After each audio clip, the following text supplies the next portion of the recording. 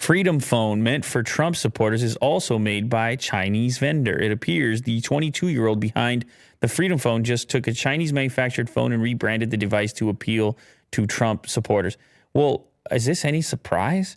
Where do you think you're going to get a phone from? You think you're going to build the Freedom Phone in the United States for $400 or $500? Ain't going to happen. I don't even know. I'd be curious if there is any bottom to top smartphone manufacturer in the U.S. I mean, I don't think it's possible. But anyway, yeah, I heard about this. Vin sent this to me. Uncensorable phone.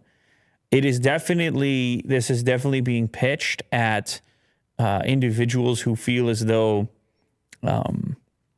they don't, well, I guess that they're lacking some degree of freedom as far as social media apps are concerned, app stores are concerned. You can see if you scroll up the preloaded apps that they're advertising: DuckDuckGo, Rumble. What is Newsmax? What is the? I can't remember the name. Oh, Parler. That's right, Parler, which got kicked. Of course, yeah. Famously got kicked off the App Store. And so the idea here, now they're saying Freedom OS. Is that from the ground up, that OS, or is it built? It can't be. It's built on Android, right? It can't be. It's a skin on Android. We've developed the first mass marketable mobile phone operating system based on free speech. Yeah, this must be a skinned Android phone. Let's see what they say here. Okay. The smartphone is from China and probably a cheap knockoff. Well, I don't know what that means. Well, don't say that because it's actually this phone. The UmiDigi A9 Pro. Oh, okay. So what did you not want me to say? Cheap knockoff? I didn't say it. Yeah, this is a good. Well, I didn't say it. It was in the article, man. Okay. It was not my words. But here are the specs. What do they charge for this device? So if I buy now, let's see. It's probably going to be like $300 instead of $500. I don't know. I'm just throwing that out there. Oh, even less.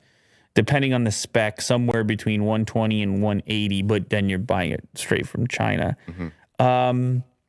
I don't know how much that matters. That none of this is. When I first heard about this, I fully imagined this is the way you would go about manufacturing something like this, right? Presumably the money you're spending there is for whatever software experience that they're going to be able to deliver, and less so on the hardware. You're not buying the Freedom Phone to win the camera comparison test or to be an iPhone, or at least I sure hope you're not. Mm-hmm.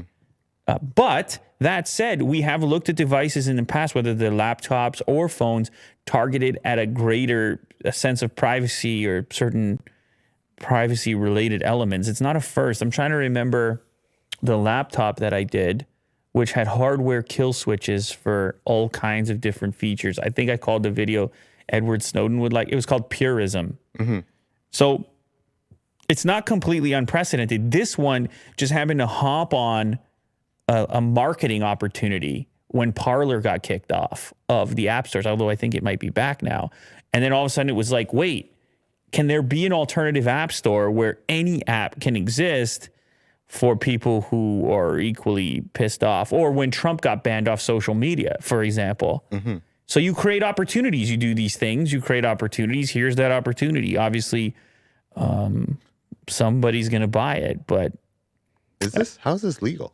Like just reskinning this phone and then just calling it, something else. What do you mean legal? I mean, you know how many phones are just white labeled? How many similar shells and chipsets, and I mean even all the brands that have sub brands, you just end up seeing very similar things emerge. Like This is not like this company went to the website that you were just on and ordered 1,000 from UmiDigi. They would have hit them up and said, "Look, we're prepared to order, 10,000 units. We don't need something from the ground up since we're going to load our own software." And they said, "Well, we have the A9 Pro, whatever this model is." And they're like, "We'll sell it to you and you can label it whatever you want and skin it however you want. And we'll give you this discount away from our retail price." So it would be a relationship between the two. It's not like any type of scandal in that sense. I thought they bought in bulk. No, and no, just no, no. reskinned all of them. No, that would be very tedious and beyond the scope probably of what the team behind Freedom Phone is capable of. I wouldn't expect that to be the case. I mean, it's possible. Obviously, anything is possible, but I wouldn't expect it to be the case.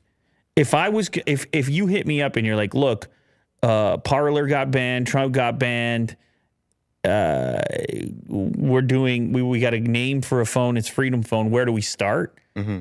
You're going to pick up the phone and call China. Like, that's what you're going to do. Sure. And that's just the nature of the business. I've been into smartphone manufacturing facilities, and you see multiple brands in there, and you're just like, whoa, that's how it goes. But that's every smartphone in the world. And maybe there's a few that are not, but between Korea, China, Vietnam, keep going. It's a handful of places your smartphone's going to come from. Mm-hmm. So, did I finish? Did I come to any conclusion there? I'm just going to go out of my way and say, be very aware of what you're getting involved in with that device, Sure. and when you're purchasing any OS that is not Android or iOS. But I think that's built on top of Android, by the way. You look That's at the what they interface. say. Oh, they do say that. Okay. So it's a skin on top of Android. Mm-hmm. Anyway, do your research. Yeah. That's